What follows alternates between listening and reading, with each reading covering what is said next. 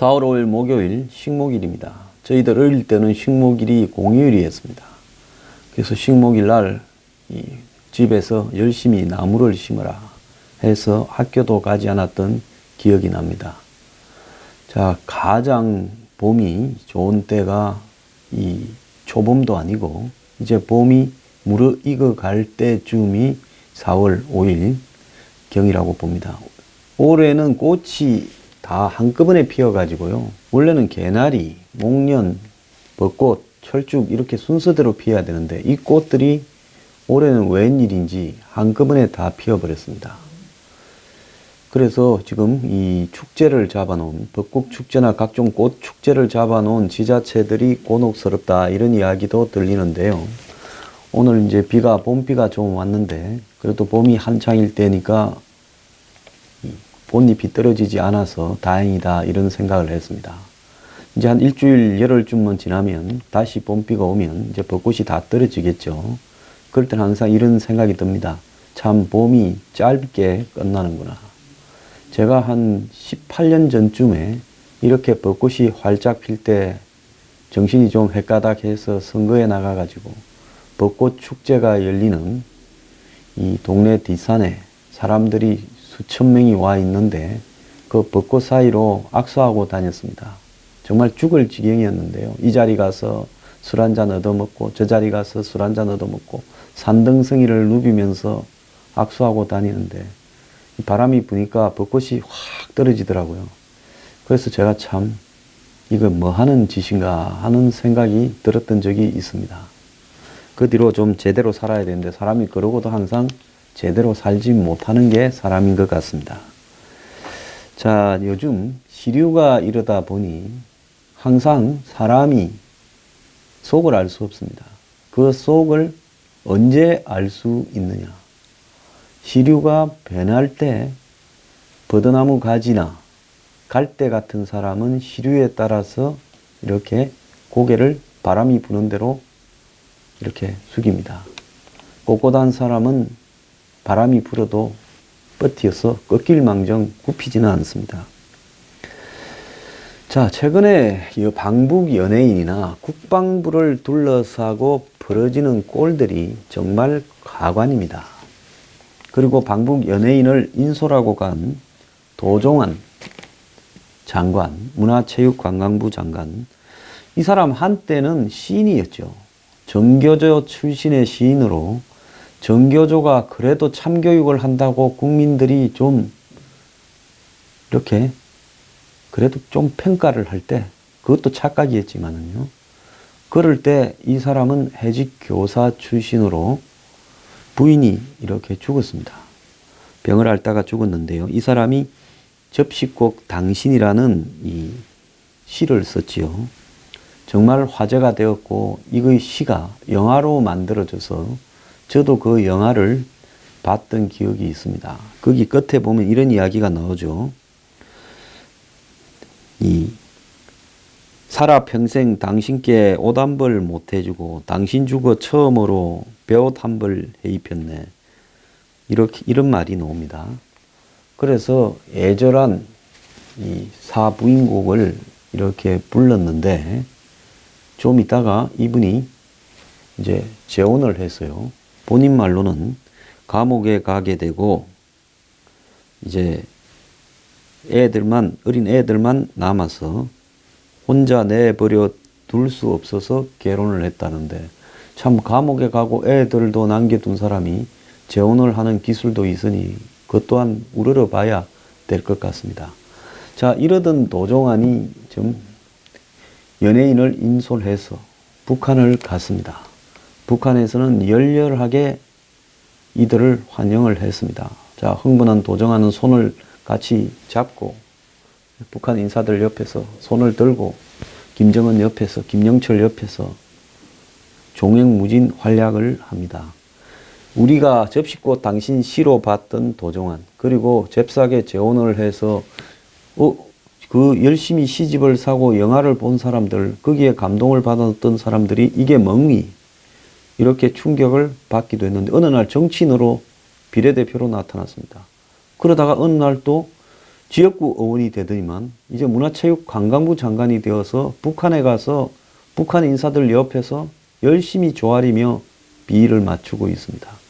자, 그 모습을 보면서 접시꽃 당신의 도종환과 그 이후의 도종환을 우리가 어떻게 봐야 되는가? 한 번은 짚고 넘어가야 된다는 생각이에요. 자, 그뿐만 아닙니다. 이번에 보면 아주 북한 애들이 과관인데요. 김영철이 한국 기자들한테 전날 가다 뒀다고 1차 공연한 날 4월 1일 날 사과를 와서 하는 이야기가 제가 천안함을 격침시켰다는 김영철입니다. 이렇게 이야기를 하면서 이 한국에서 일고 있는 천안함 부정운동, 천안함이 북한의 잠수정의 의뢰로 격침된 게 아니다라는 이런 부분을 이렇게 불을 지르고 더 나아가서 천안함 폭침을 주장하는 사람들을 조롱했습니다.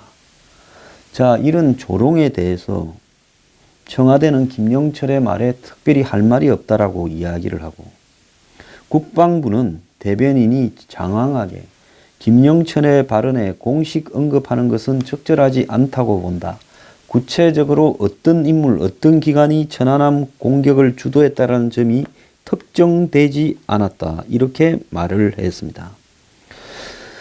자, 지금까지 대한민국은 천안함이 잠수정에 의해서 피격되었다, 폭침되었다라는 말을 이렇게 확정적으로 정부 차원에서도 했고 문재인 대통령 스스로도 2015년에 야당의 대표일 때 인정을 했습니다.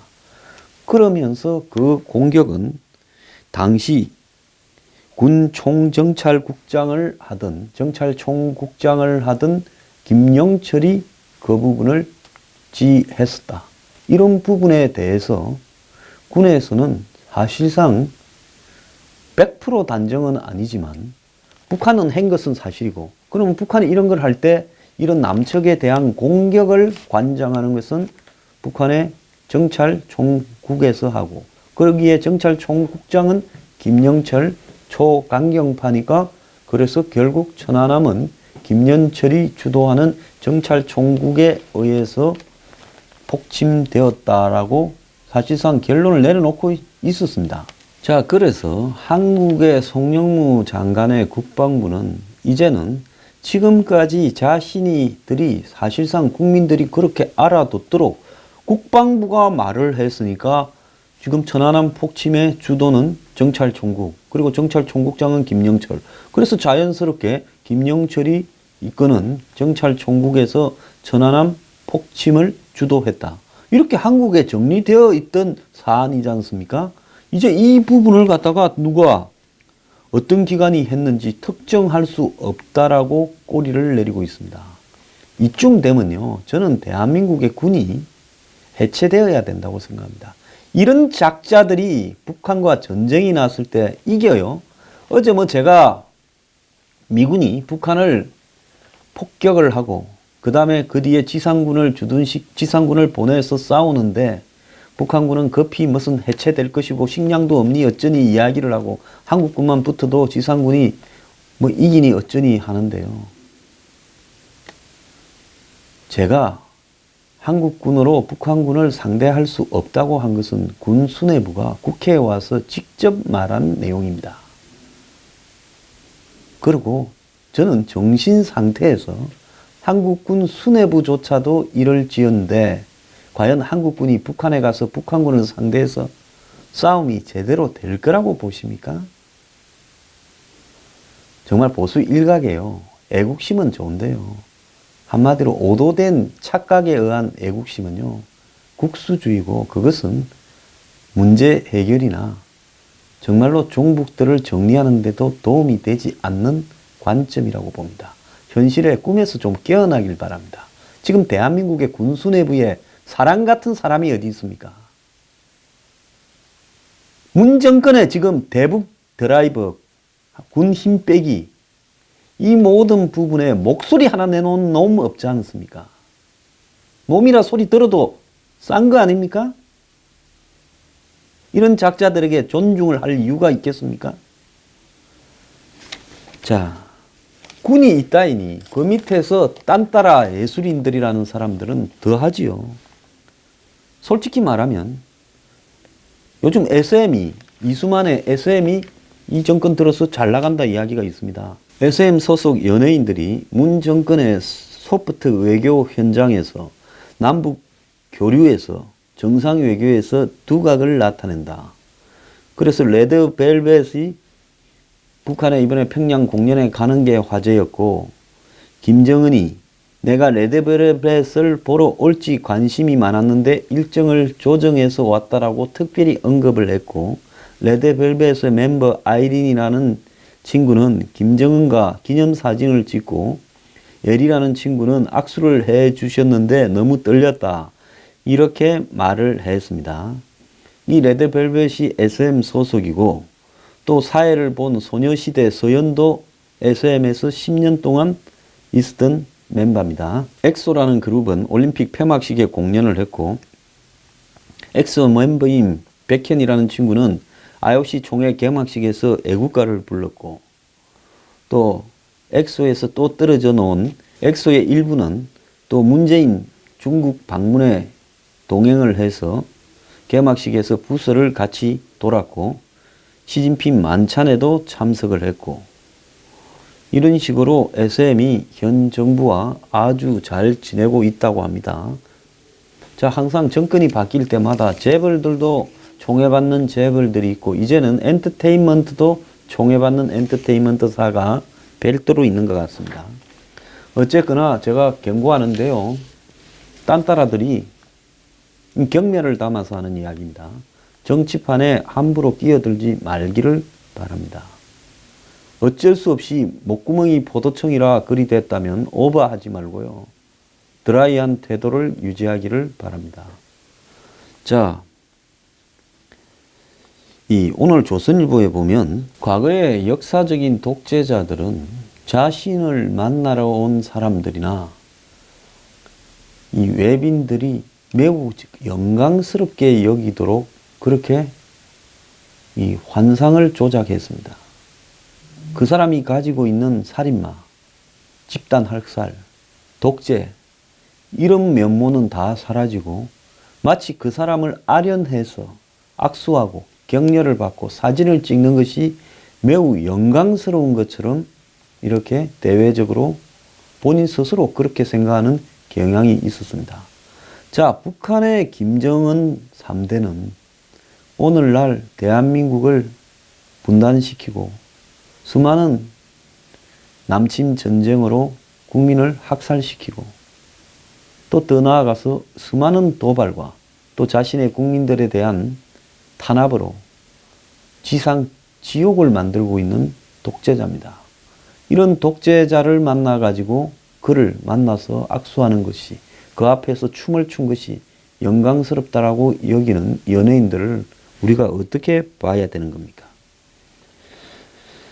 자, 지난 2000년에 김대중 전 대통령을 따라서 김정일을 만나러 갔던 사람들 중에 김정일이 리더십이 있었고 결단력이 있었다면서 그를 격찬한 사람이 많았습니다. 화끈하고 소통이 좋았다. 이렇게 이야기를 했는데요. 국내 정치 지도자들 만났는데 김정은만큼 가식 없는 지도자가 없었다고 극찬을 한 사람도 있었습니다. 당연히 지가 왕이고 지가 왕인 왕국에서 지 맘대로 뜨더니 가식이 없어 보이는 것이 당연하죠. 그건요, 그렇게 말한 사람이 대학 총장인데 그 총장이라는 작자의 대가리 속에 들은 내용이 없기 때문에 그렇게 될 수밖에 없는 겁니다. 자, 2000년대 초반에는 한 한국 가수가 평양 공연을 하다가 김정일 호출을 받고 전용 열차로 함흥까지 갔는데 봉투를 줬는데 울었다. 너무 고마워서 그랬다는 겁니다. 첫 남북 정상회는 서울에서 김정일이 멋있다고 신드롬도 잃었다는 거예요. 이 나라 국민들은요, 전부 반 미쳐가고 있습니다. 이 나라에는 지성이 없고요, 양심이 없고 원칙도 없고 도덕도 없습니다. 생양아치에 가까운 한마디로 쏠림만 있습니다. 사람이 중심이 없으니까요. 들은 게 없으니까 시류에 따라 이리저리 휩쓸리면서 사는 겁니다. 그런데 중요한 것은 국민의 다수가 이 상식에 대한 자기 입장을 정리해 놓지 못하고 휩쓸리면요, 그야말로 이 나라는 미래가 없습니다. 과거에 현이와 덕이가 불렀다는 뒤늦은 후회라는 노래를 김정은의 부탁으로 이번에 이 최진희라는 가수가 불렀다고 합니다. 그래가지고 검색어 1위가 갑자기 그 노래가 나왔어요. 자, 뒤늦은 후회는 김정은이가 몇 달 뒤에 해야 될 자신의 고백이지요. 자, 그런데 이 방북예술단의 한 가수가 이슬주님이랑 조금 대화를 했어요 하고 김정은과 악수한 다른 가수는 악수조차 할 줄 몰랐는데 너무너무 영광이었고요 라고 이야기를 했습니다. 자, 저거들이 부른 노래를 북한 사람들이 부르면 잡혀갑니다. 그 사람들을 노래 부른 사람, 노래 들은 사람을 잡아가라고 지시하는 사람은 김정은인데 그하고 악수하고 영광이라고 하는 것이 말이 되냐고 오늘 조선일보 한 칼럼이 이야기를 합니다. 자, 김정은이 지금 집권하고 한 5, 6년 동안에 고모부를 고사포로 쏴서 죽이고 연평도 포격을 했고 그 다음에 더 나아가서 수많은 사람들을 화염 방사기로 태워 죽이고 자신의 이복형을 독약으로 말레이시아에서 죽이고 더 나아가서 북한 주민들을 과거보다 더한 공포 통치로 다스리고 있고 핵과 ICBM으로 전 세계를 위협하고 있습니다. 자, 이런 사람에 대해서 머리를 조아리고 악수가 영광이다. 이슬주님이 어떻고 저떻다. 제가요, 이 가수들한테 이야기합니다. 못 배우고 천박하더라도 품위는 유지를 하길 바랍니다. 조용필 같은 가수가 이번에 갔어요. 오라는데 안 가면 앞으로 여러 활동이 있을 제약이 있을 거니까 갔지만은 이런 사람들은 가서 설치지를 않지 않습니까? 왜? 항상 이런 정권이 되면 나보고 북한 가자 할 건데 내가 북한에 가서 오버하고 설쳤을 때는 나중에 또 정권이 바뀌면 나한테 또 다른 족쇄가 되니 아예 그냥 드라이하게 노래 부르고 설치지 않고 오버하지 않고 그냥 자기 할 일만 하고 온다. 시류에 한마디로 익숙한 거죠. 가수 겸 작곡가라는 윤상, 이 사람이 예술단의 단장이 돼가 판문점에 협상하러도 가고 이번에 이 예술단을 이끌고 가서 아마 자기는 인생에서 처음으로 권력 주변의 언저리에 좀 맛도 봤을 거고 뭐 가수를 하다가 노래 안 부른 지는 오래됐고 작곡가나 뭐 이런 걸 하면서 주로 예능인으로 TV에 나온 모습만 봤는데 이 사람이 출연진 모두가 믿어지지 않을 만큼 감동을 했고 인천에 도착했어야 내가 어떤 공연을 하고 왔나라고 실감이 났다. 이렇게 말을 했습니다. 3일날 공연이 끝나고 8시에 이제 공연을 한 예술단을 북한에서 만찬을 한 모양이에요. 만찬장에 김영철이가 술병을 들고 다니면서 일일이 마시라고 민족 화합 이야기하면서 술을 먹였는데 거의 술꼬래 차원으로 자기도 먹고 남도 줬다는 겁니다. 현송월도 여글인데 만찬 도중에 조용필을 앞으로 불러가지고 그 겨울의 찻집 노래를 같이 부르자 하고 타계민도 불러내가지고 우리의 소원은 통일이라고 부르기도 했다는 겁니다. 자, 앞에 이야기한 접시꽃 당신의 시인 출신인 도종환은 김영철을 노동당 부위원장님이라고 불렀다고 합니다. 김영철은 도종환을 도종환 장관이라고 부르지 않고 장관님이라고 부르지 않고 도종환 선생이라고 불렀다고 그러고 도종환은 김정은 국무위원장께서 제안하신 대로 가을에는 가을이 왔다라는 공연을 서울에서 할 수 있도록 하자라고 했고 김정은의 돌발 제안을 최고의 정책 결정권자가 사실상 그 자리에서 수락을 했다는 겁니다. 도종환은 북측 인사들을 만날 때마다 동계올림픽이라는 말 대신 겨울올림픽이라고 이렇게 말을 했다고 합니다. 요즘 뭐 뉴스 채널 종편 공중파 할 것 없이 감동의 물결이었다. 민족 화합이 어떻고 그냥 생쇼를 해대고 있습니다. 제가 방송에 나가서 그랬어요. 감동은 뭔 감동이냐. 우리가 이건 그냥 하나의 과정일 뿐이다라고 드라이하게 여기에 과잉된 감정을 얹지 말고 봐야 된다. 이런 거 100번 해봤자 또 경색되고 또 핵 만들고 또 도발할 수 있다라는 식으로 이야기를 한 바 있습니다. 자, 미국 북한인권위원회 사무총장은 북한 정권의 선전 캠페인으로 북한 엘리트만 볼 수 있는 공연이어서 북한 주민들과 외부와는 아무런 관계가 없는, 의미가 없는 일이다 이랬고, 북한에 가서 한때 영어를 가르쳤던 수키김이라고 책도 냈죠. 이 사람은 노동당 간부와 그 가족들이 객석을 메운 건데 이게 쇼가 아니면 뭐냐. 한국 정부가 실망스럽다라고 이야기를 했습니다. 북한은 실제로 주민들한테는 이런 공연 부분들을 음을 죽인 채 그냥 간단하게 뉴스로 소개했지 이 공연 실황이나 내용을 공개하지도 않았습니다. 이 레드벨벳의 엘이라는 멤버가 영광이었다라는 표현을 썼다고 합니다. 자, 이게 영광이냐? 저는 그 여자애한테 이렇게 말을 하고 싶어요. 등기 없으면 입을 조심하는 게 맞다. 오늘날 영광이라고 하면 문정권 하에서 떨지 몰라도 정권 바뀌면 그 영광이었다라는 말이 당신을 평생 족쇄로 올가맬 수 있다는 걸 알아야 되는 겁니다. 딴따라가요.